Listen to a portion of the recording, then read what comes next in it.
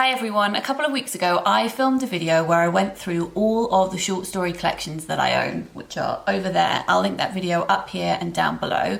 There were over 100 of them. I sorted them into unread and read. I talked to you about each of them, and I also decided to pass some of the collections on that maybe I'd already read to other people. So I had a bit of a clear out, and I asked you if you would like me to do that with another bookcase. So today we are gonna go through this bookcase here. I'll do a cutaway so that you can see it. This is my poetry bookcase. It has every single poetry collection that I own. I think there are between 200 and 300.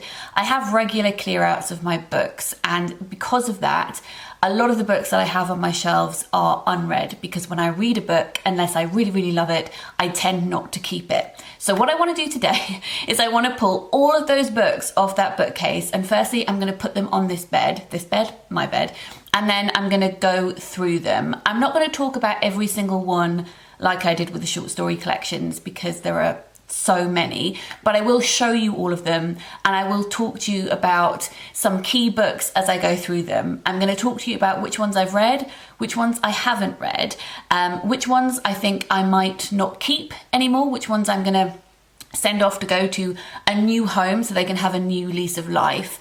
And then I would like to pick 10 books that have been sitting on my shelf for quite a long time, and I'm going to take to Instagram and upload photos of them in pairs and get you to vote on which book in each pair you would like me to read. So that will have already happened by the time this video goes up. So also in this video will be footage of me reading the 5 books that you voted for me to read and talking about them. So it's going to be quite a long video, hopefully quite therapeutic. You can clear out your bookshelves while you're watching this as well, if you fancy doing that. Because there are going to be so many, I'm not going to list them in the description box down below, but I will list the 10 books that I end up talking about. This video is also very kindly sponsored by Skillshare, which I'll talk about more later. But firstly, let's get all of these books off these shelves and put them onto my bed.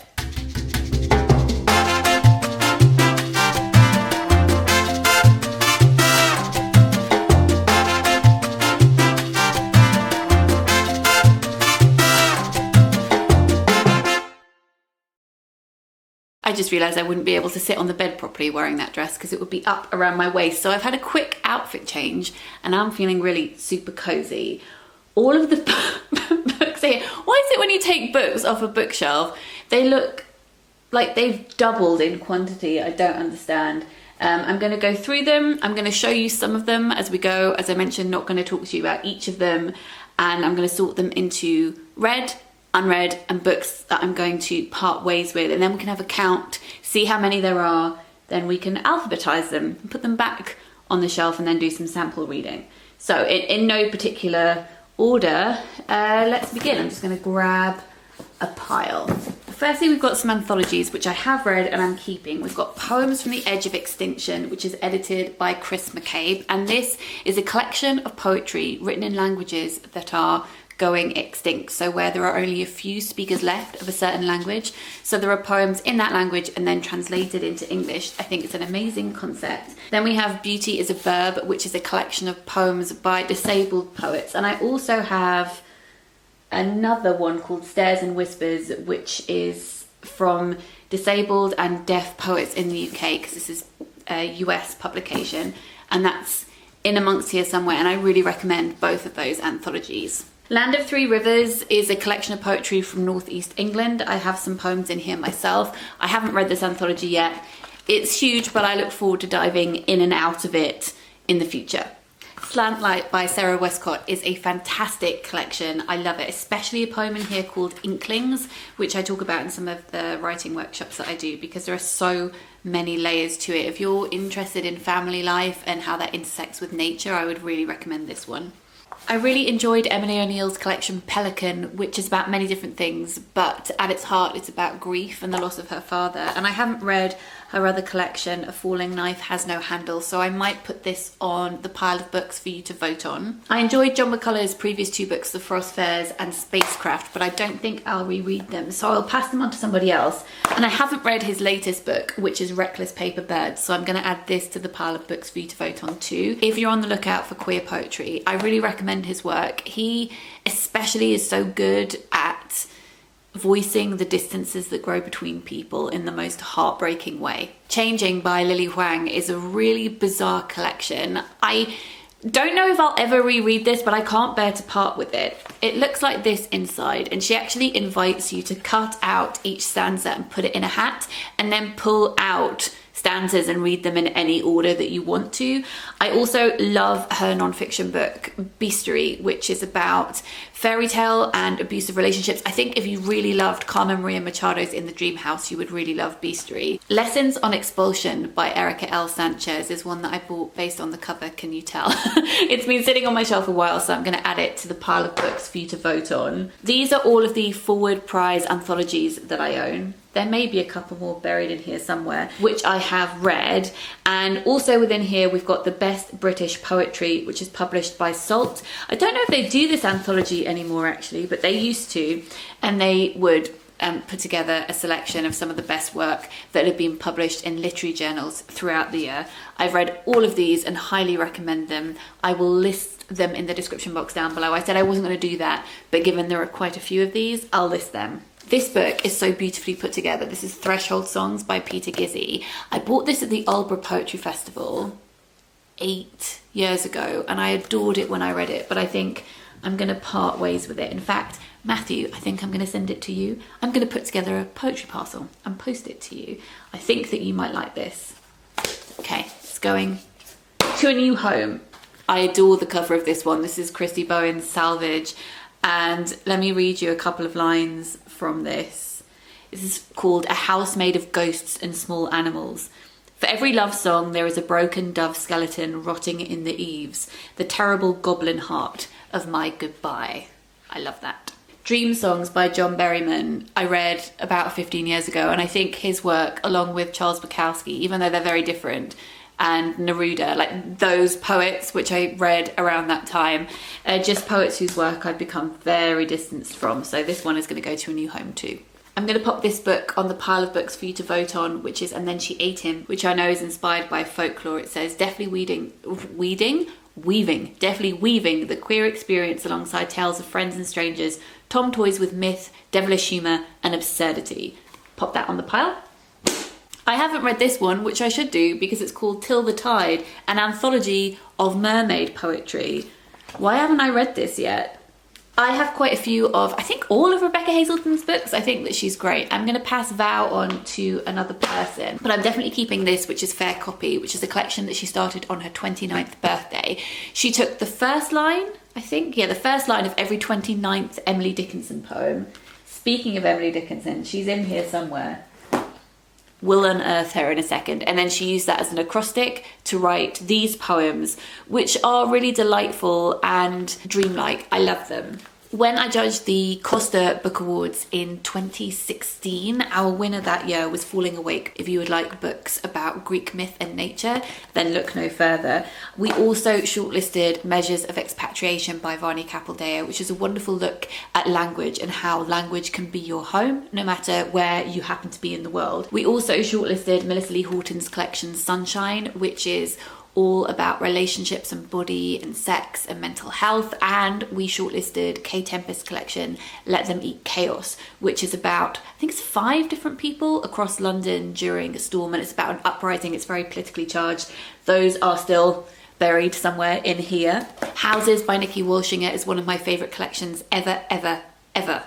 You should read this. It's fantastic. I've talked about it more in a different video, which I will link up here. I haven't read Varney Capildeo's newest collection, which is Skin Can Hold, so that can go on the unread pile. What We Buried, poems by Caitlin Shield, was a really great poetry collection that I read about 10 years ago, and it's very much rooted in being in your 20s and trying to figure your life out. I don't think it speaks to me in the same way that it did back then, so I'm going to send this off to a new home. Sarah or the Existence of Fire is a fantastic book. Sarah is trans, and it's like she is reimagining the childhood she didn't get to have. It says on the back, Sarah's father is a wolf, her dog is a miracle. These little poem stories are feral in content, but meticulous in construction. She uses magical realism to construct this new fabulous life for herself, and I adore it. But I haven't read her latest collection yet, which is called Careful Mountain.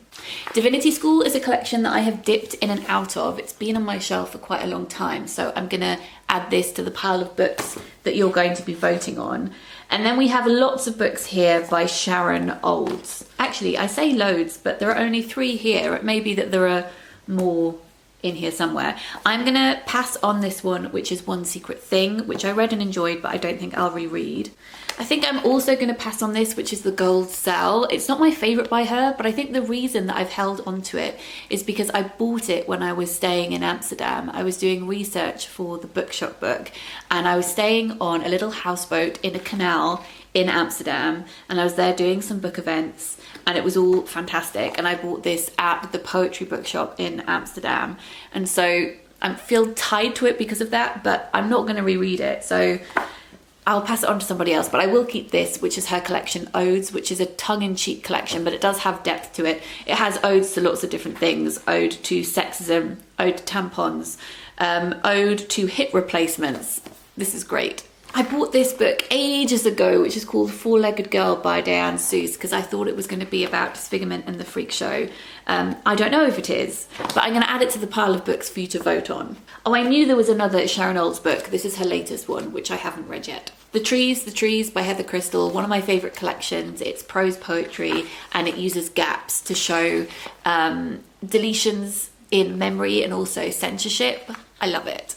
When My Brother Was an Aztec by Natalie Diaz was a gift from Jennifer. I'm going to add this to the pile of books for you to vote on. If you enjoy Sally Rooney, I think you would love Hera Lindsay Bird's book, Hera Lindsay Bird.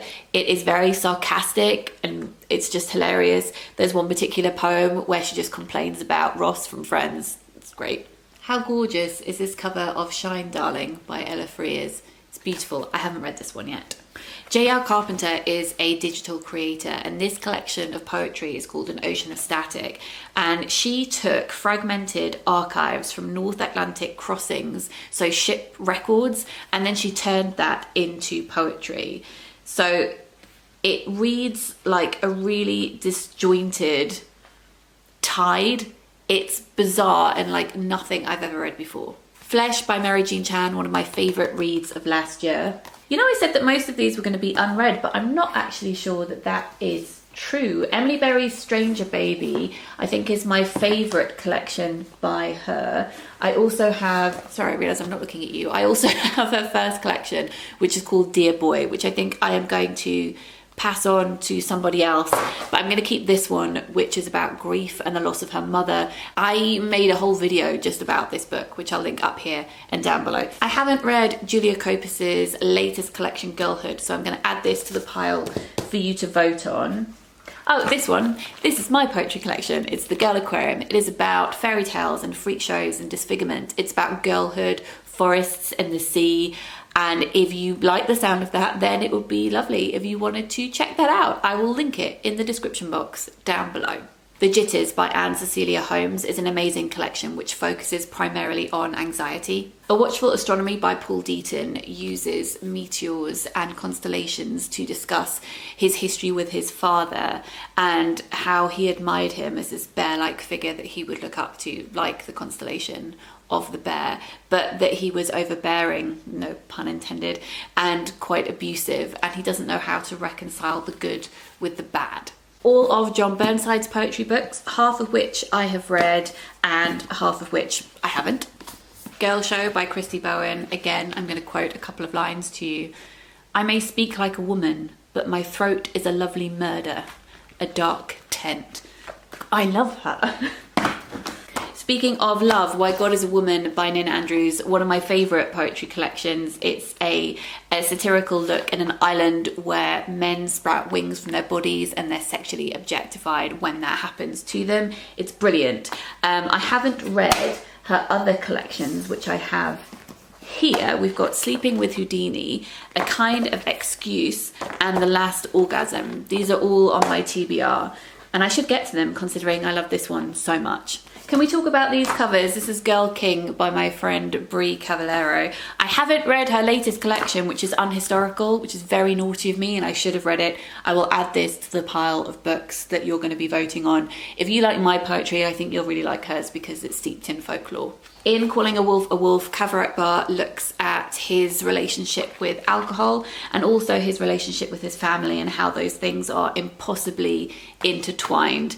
I adored this book so much. I've spoken about it in another video, which I'll link up here and down below. Kaijigonyu's Kumakanda is a coming of age poetry collection talking about growing up in London in the 90s. This is a book I bought recently and haven't read yet. It is the Penguin Book of the Prose Poem. It's a very, very big book. Then we've got Liz Berry's Black Country. I adore all of her books. I have 2 chapbooks. I'm looking around for them, can't see them right now. My favorite book of hers is a chapbook called The Republic of Motherhood. Again, I made a whole video dedicated to the title poem in that collection, which I'll link up here and in the description box too. Field by Joss Charles is really playful in that it is modern poetry, but it's written in medieval text. The back says, "The future is slippery and overstuffed with puns, like Spencer or like Joyce, except way more trans." This is a fantastic book. We've got some eco poetry here. This is the Octopus Museum by Brenda Shaughnessy, which I haven't read yet. Look at that cover. I'm going to put this on the pile of books for you to vote on. Then we have some books by Christopher Reid. We have A Scattering, which is the book of his that won the Costa Prize. He wrote this after his wife passed away. This, I think, is my favourite book by him. It's called Katerina Brack, and it's really bizarre. And then it's a collection that pretends to be a work in translation, but he actually wrote the poem, so he's trying on this other voice. I just found it really bizarre and delightful. Speaking of eco poetry, we have Mama Amazonica, and I haven't read her latest, which is called Tiger Girl. You know, I haven't read any poetry by Mary Ruffle, and I think that that's actually possibly illegal. This is her collection, Dunce. I think I'm going to put this on my bedside table to add to my immediate TBR, because I've just been flicking through it and I just started reading some. Here's an extract from one called Little Stream. "My heart was bright and shining like a lobster boiling in water. And then I was just a child eating leftover snow. I'd lost my mittens and my belly button was as good as gone, meaning I couldn't be born again. Ever. So I sat by a little stream with my eyes closed." Like, how brilliant is that? Okay, that's going on my bedside table right there. Witch by Rebecca Tomas is a really interesting look at witchcraft in all its various different forms, both historical and in the modern day. I enjoyed it, but I'm going to pass this on to somebody else. The Girl Who Forgets How to Walk by Kate Davis is a collection about having polio as a child. If you're looking for a wonderful independent press, go check out Yes Yes Books. Apart from publishing amazing poetry, they do the most fantastic covers. I've read both of these books and loved them. I'm assuming that I don't need to tell you again to read work by Denez Smith, but if you haven't, check out their collection Don't Call Us Dead, which is about queerness and being HIV positive and racism and police brutality. It is so, so good. Homie is also brilliant, which is their most recent collection, and it's centered around friendship and it has so much joy. Raymond Antrobus, one of my favourite poets. This is his collection, The Perseverance, which is about family, communication and deafness. Check out Wade in the Water by Tracy K. Smith if you haven't already. The middle section of this book is a collection of found poetry and it's wonderful. I also have her book, where is it? Here, Life on Mars, which I enjoyed, but I think I'm going to pass this one on to somebody else, but I'm going to keep Wade in the Water. These are 5 brilliant books that you should definitely check out. This is Girls Are Coming Out of the Woods by Tajani Doshi. This is If They Come For Us by Fatima Asghar. This is Human Winds Collection, Not Here. This is Everyone Knows I Am a Haunting by Shivani Ramlokan. And this is Night Sky with Exit Wounds by Ocean Vuong. If you need me to clarify any of these titles, by the way, just leave a timestamp in a comment down below and I will get back to you. This is Beauty Beauty by Rebecca Perry, which is a gorgeous poetry collection. Check out some of her work online, find sample poems. If they speak to you, buy this, you will love it. How to Wash a Heart by Barna Kapil is one that I've dipped in and out of. I'm going to put it on my bedside table. I've been meaning to finish that book. Surge by J. Bernard is about the New Cross fire.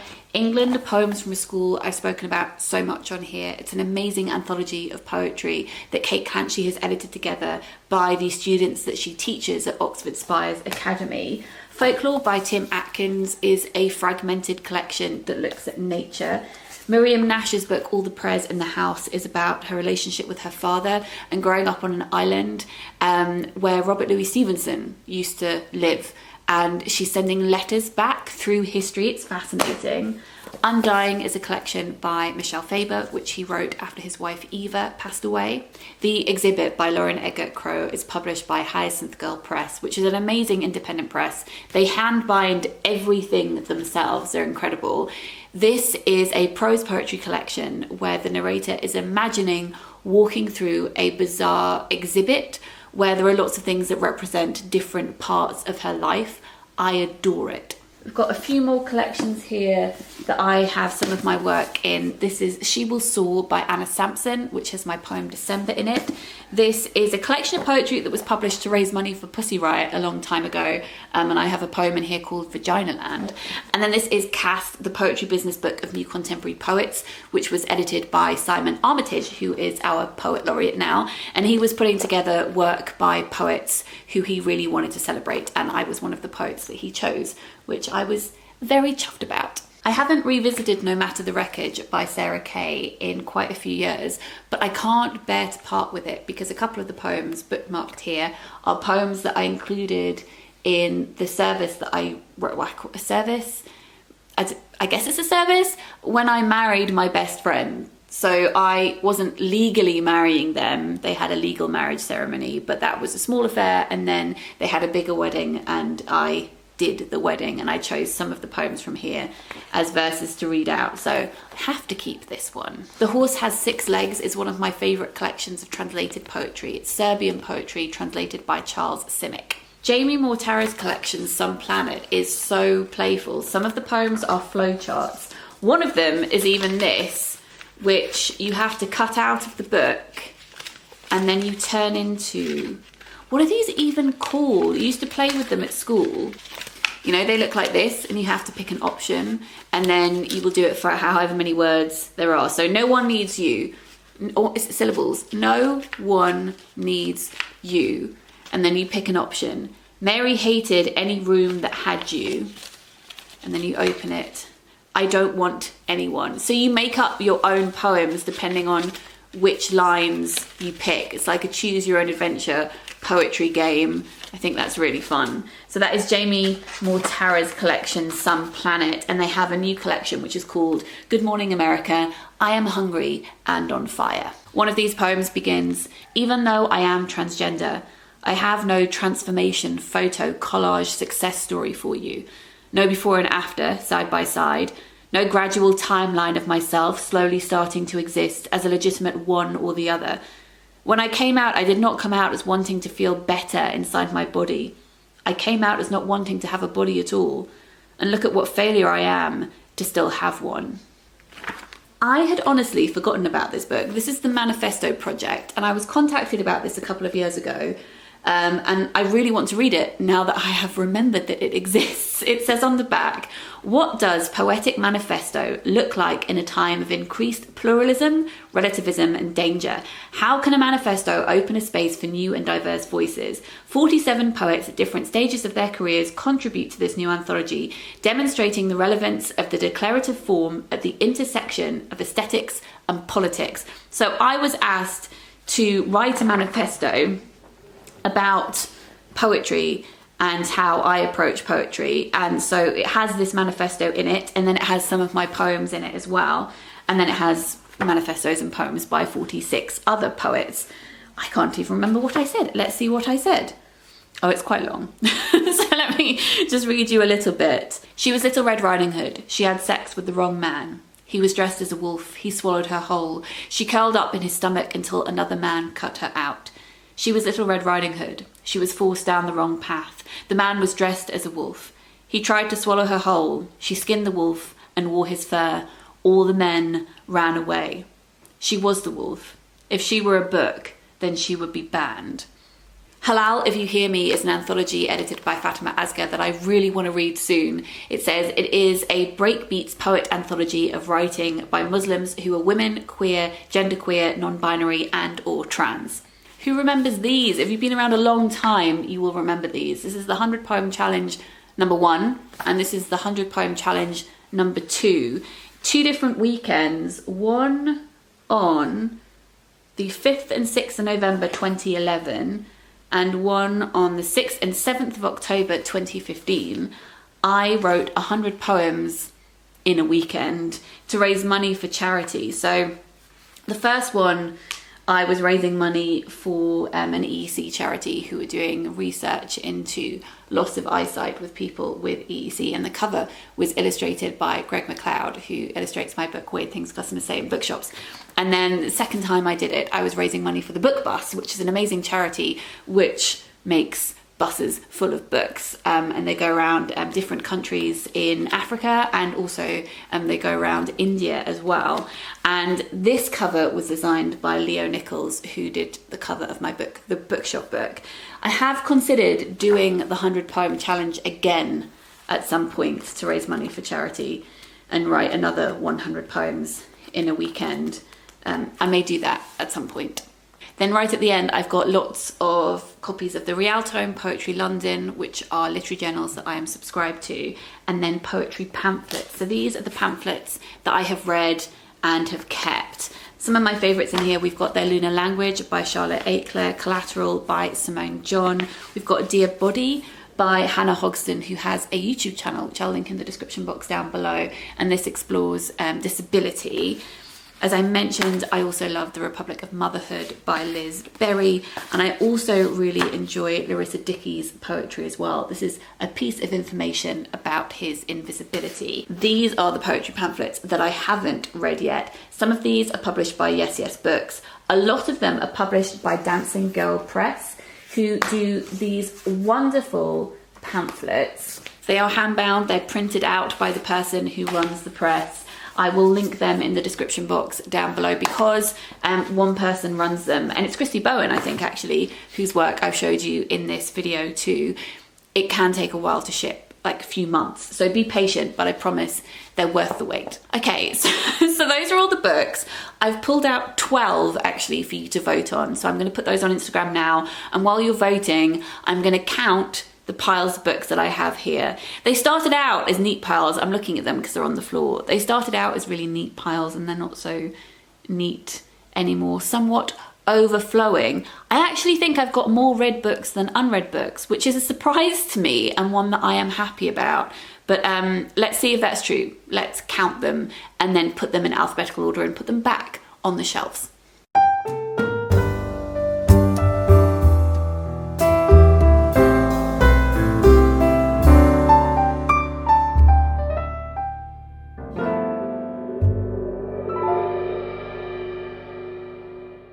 Okay, so I have counted. There are 39 books that I am saying goodbye to.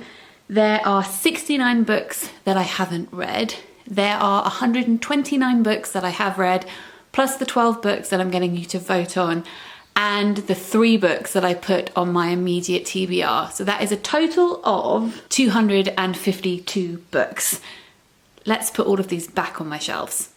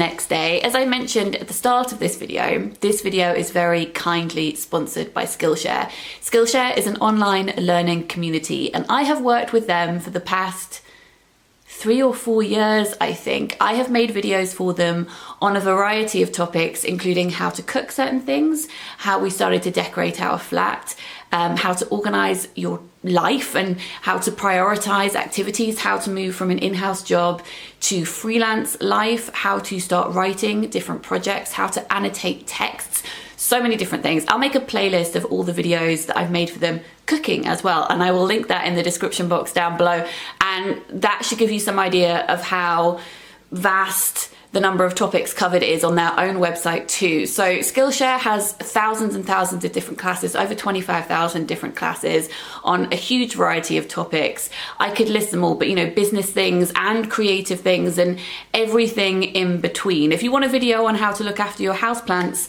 they have that. Their classes are online, of course, in video format, which means that you can watch them whenever you happen to have the time. So you can slot it in to your schedule, and you can get as involved as you would like to, because some of the classes have tasks, jumping off points, prompts for you to complete, and you can complete those in your own time and keep them to yourself, or you can upload your work to the discussion part of the workshop and share it with other people who are taking the workshop. So whatever your comfort zone is, you can get as involved as you would like to. If you are into illustration and you would like to focus more on how to create different text, there is this amazing workshop. If you're into writing, at the moment they have a class up on creative nonfiction by Roxanne Gay, which is pretty damn cool. Skillshare have given me a link for you, which I've put at the top of the description box down below. The first 1,000 of you to click on that link will get a free trial of their premium membership.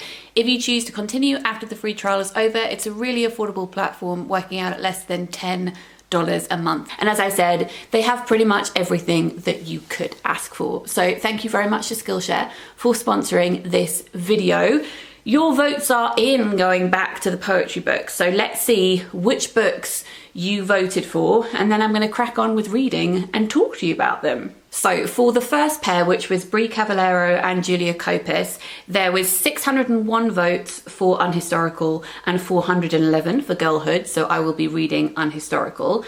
For the next pair, which was Reckless Paper Birds by John McCullough and Divinity School, Reckless Paper Birds had 554 votes and Divinity School had 460. The difference in votes for the next pair was the biggest one. So it was between Flamboyance and Then She Ate Him, and there were 238 votes for Flamboyance and 757 for And Then She Ate Him.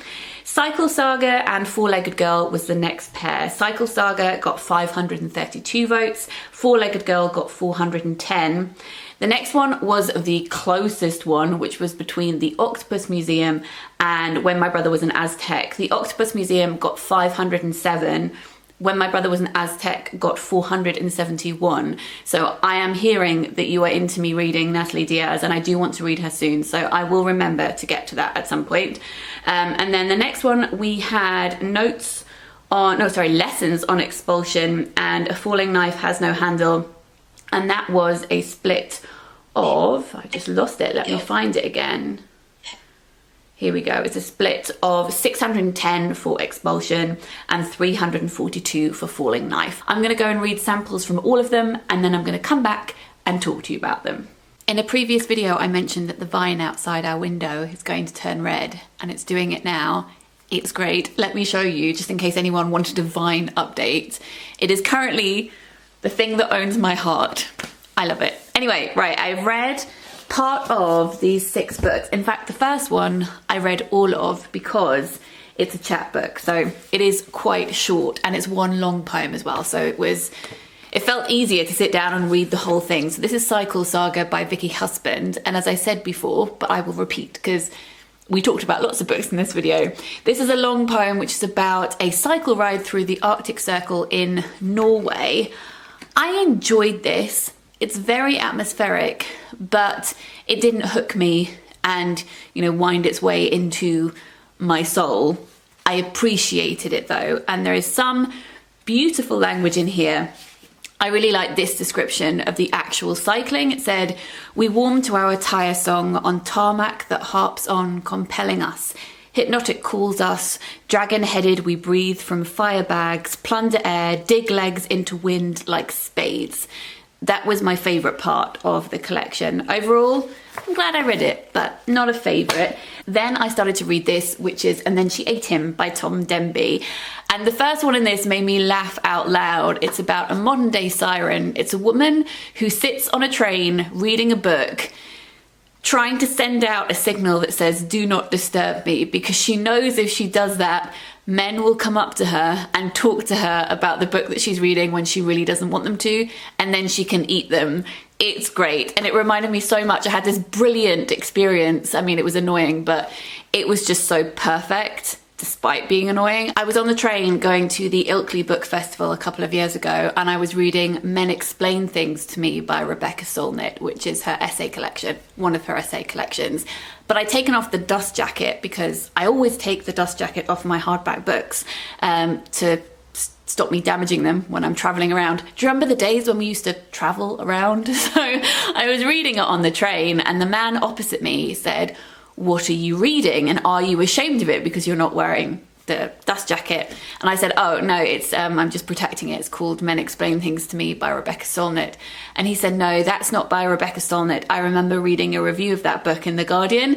And he tried to argue with me about the author of the book, even though I was holding the book and I was reading it, and it was a book about men explaining things to women when it was really not necessary.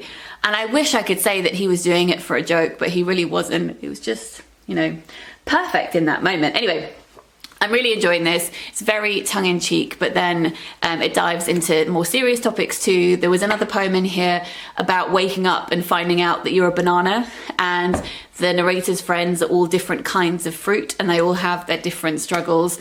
And he's talking about what it's like to wake up as a banana and feeling like your brain is mush.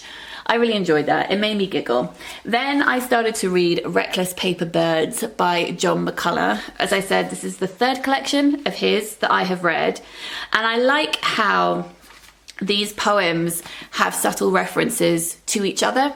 It feels like the collection snowballs because it's always building on the poem that came before, but not in a really obvious way, just in a way that allows you to notice subtle things and put those pieces together. The second poem in the collection is called Flock of Paper Birds, and it begins, "I needed the God of my childhood to be useful. So I folded him, shaped his pages into wings." So this poem is about using pages from the Bible to create origami birds and putting them all around the house. And some of them get damaged because they fall into the bath, but it's using this different form of religion, because origami was a religious practice, and combining that with his religion from his childhood, and then using that to create something that means something to him in the present day. He then moves on from that to talk about the folding of bodies as well and being in bed together. But then the next poem is called Tender Vessels, and it's about being at Pride and how you can feel so joyful and proud, obviously being at Pride, but how you often witness people who are being aggressive or offensive towards those who have come to Pride, and trying to dodge between those things. And there is a line in this poem, well, a couple of lines, the last stanza, which says, "I'm not the only one falling. I'm in a crowd, a loose democracy of decent velocity with its hands all over our bodies, but not enough to stop us gossiping and blowing kisses as we speed through the air together, reckless paper birds. They will find us with our beaks wide open." So it's an extended metaphor carrying over that image of origami from the previous poem, which was about creating a modern day home and a safe space for yourself surrounded by things that mean something to you, and then showing how when you then go out into the world you embody that and you become that paper bird. And sometimes that means that you're fragile because people can target individuals, but together you're a flock and you are strong.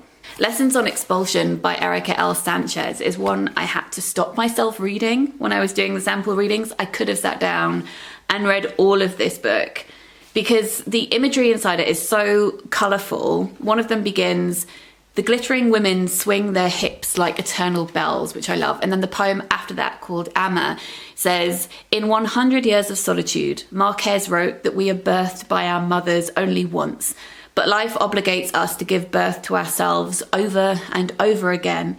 Amma, I leave because I feel like an unfinished poem. So this is about leaving your roots, leaving your family, and in this case, the narrator is moving to New York. So she's talking about displacement, she's talking about finding home in different places, and I'm looking forward to reading the rest of this book and reporting back on it. Then I read the beginning of Unhistorical by Brie. Now, I didn't know this, but the beginning of this collection is set in Edinburgh, 2008, and that's when I knew Brie. We went to Edinburgh Uni together, so it was really strange to read that beginning part of the poetry collection and know that she's writing about things that we experienced together.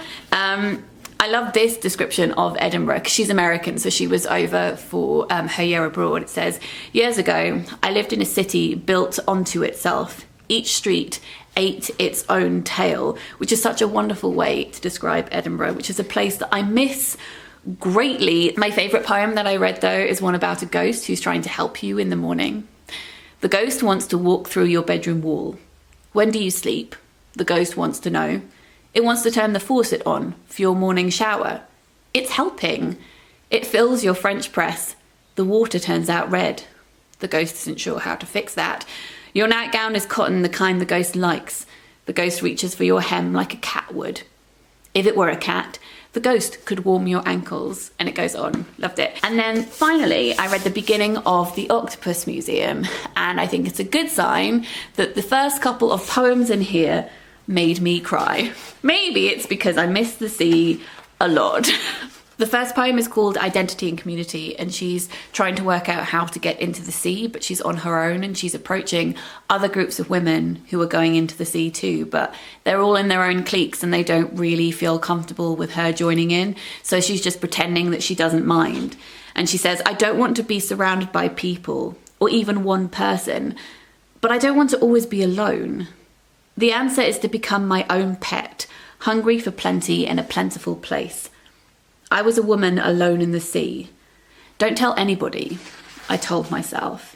And then the other part that made me cry, oh, hang on, I have to share this amazing line. I fantasize about outer space as if I have some relation to it besides being an animal in its zoo. Is that not one of the best lines you ever heard in your life? And then this stanza, I thought thoughts I was ashamed to speak in case they were what everybody already thought, or in case they were unthinkable thoughts nobody would dare to think, much less say, which would blow up the world everyone else had to live in if I said them. I am loving this. I'm going to read the rest of this and I will talk about it in my end of month wrap up. So thank you for joining me for this video today, going through over 250 books on my shelf and rearranging them. If you rearranged some of your books while you were watching, I hope you found that therapeutic. Let me know what books on my shelf that I showed you today that I haven't yet read you would like me to get to soon. Also, let me know what you have been reading recently. I would love to know. Thank you so much to Skillshare for sponsoring this video. I hope you're all having a good week and I will speak to you very soon. Lots of love. Bye.